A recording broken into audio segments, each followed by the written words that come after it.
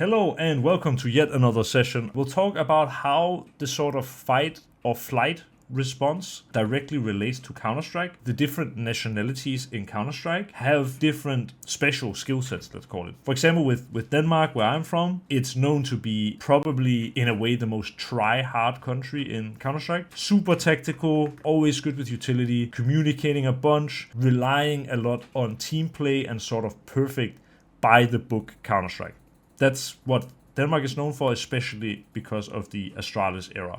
But if I were to talk about something like Finland, which is a country that doesn't really have that many top professional teams, but does have a lot of top professional players and also sort of historically, they are typically known to be, just as Finnish people are known to be outside of Counter-Strike, pretty sort of calm and quiet and stuff like that. And what that gives them is, if they are kind of calm and quiet, it means they are probably pretty good under pressure. And what they're also sort of known for, at least in my book, is extremely good mechanics. Like most of the Finnish players play pretty high sensitivity and their mechanics are squeaky clean. Like you won't see almost any error in their aim. Why is that? It's because when you can't rely on communication for you to win games, you start sort of excelling at other things, and if you don't make it to the pro circuit. Poison, for example, who I played with for about a week, 2 weeks in Complexity when I was standing in there, he would never play deathmatch. He literally warmed up with a mobile game which was like cookie clicker. And then he would go into matches in Pro League and just destroy everybody.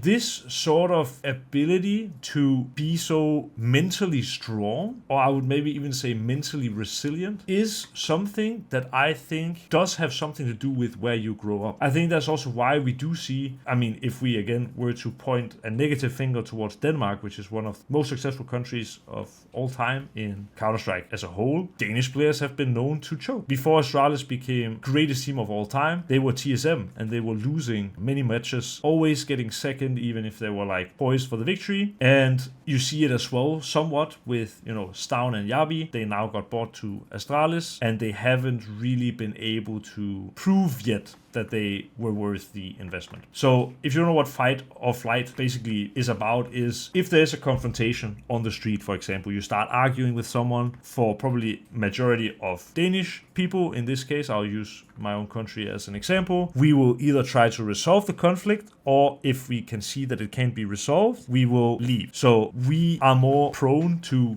flight. Like we want to get out of the situation if it starts getting dicey. Whereas I think, the Eastern European countries have more the mindset of, if there's a confrontation, we can't solve it, whoever leaves first is a pussy. I guess I can use it in so direct terms. How does this impact you in Counter-Strike? Well, I think it impacts you in the sense that if we, for the case of this analogy, say that Counter-Strike is a confrontation, right? Or let's just say fight or flight is sort of a natural response, and it is what happens when we come out of our comfort zone. If you're getting robbed, some people might try to run away, and some people might try to do something. That's basically the idea. And in Counter-Strike, how that sort of gets expressed is, even though I hate thinking in black and white, a lot of players can be pretty clearly black and white when it comes to performing under pressure. Some players are naturally aggressive, and let's take someone like Simple. If his team is losing big, what he will do is he will try to take the fight to the opponents and see if he can win the game on his own. Whereas Brokey, who is known for being a really passive orb, sometimes in the big moments is when he sort of goes missing, because if he is not having the day, he will tend to just remove himself from the action more than insert himself into the action. And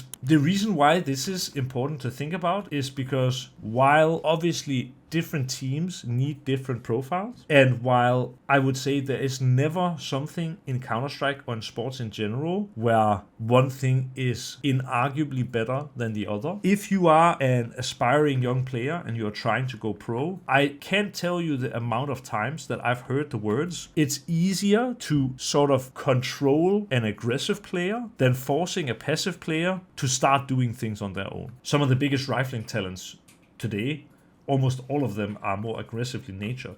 And it's because when you are a young talent, if you are a good player and you're also aggressive, it's more easy to shape you into a world beater. Someone who has a massive impact and can take over games, rather than someone who, when the going gets tough, tries his best to not be the reason you lose.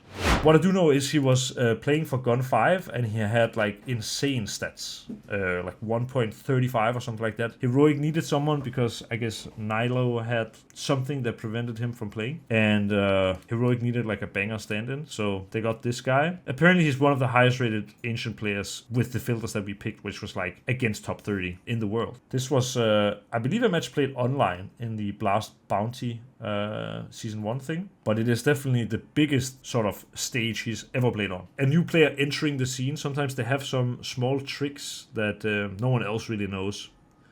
That's at least how it used to be, but now with the times of NAT out here and stuff like that, it's much more difficult to keep things under lock and key. Since we talked about the fight or flight response, also some added context. This guy is from Belarus, which is also very much, Eastern Europe. I do think already you can tell that he is not shying away from a fight.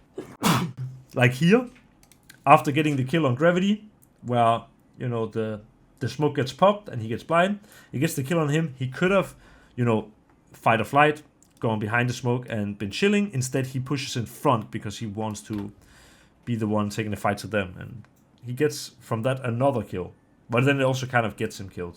So far sharp mechanics and like good active decision making. So now it's another tough situation, and you see how crazy he actually is here. He just runs through the Molotov, flashes for his teammate, gets the kill. Now though they need the bomb, and yeah, this might be too tall of an order. Here, I think it's a situation where if he was playing for Gun 5 and not Heroic, I think he might have dared to go through the smoke. It felt like this was him feeling like he had a timing that he wanted to take, but he chose not to. And yeah, he would have actually had an amazing timing. This is also something I think is like a clue for how comfortable he is. This, like playing a Deagle in Donut is not amazing. You have to be really a confident aimer for that to work for you. Ooh, here there is a little bit, like, here he is shying away from a fight a little bit. I think it's because he's worried he's going to be attacked from both sides. But this was a fight he could have had. I think it's the flashbang that pops in mid that makes him really afraid that they're also scaling out mid at the same time. So he pushes in, again, strong in the duel. You see here, like this is also really where your, like the low sensitivity comes in handy, because he likes to play sort of tight lines like this, I notice, with his aim. Like really tight lines where you need very precise aim to win. Interesting as well here, like he tries to spam the plant because he probably knows this guy is low. And then what he does is he tucks in, waits for his teammate to come close, and then plays. Like it does take balls, massive balls, when you are almost at the brink of throwing the map here to sort of play aggressive and spam the plant there, when this isn't even really your team. And here, super quick, very willing to take duels, wins the opening duel, just keeps running in, no holds barred, instantly owns Maka. I saw this actually.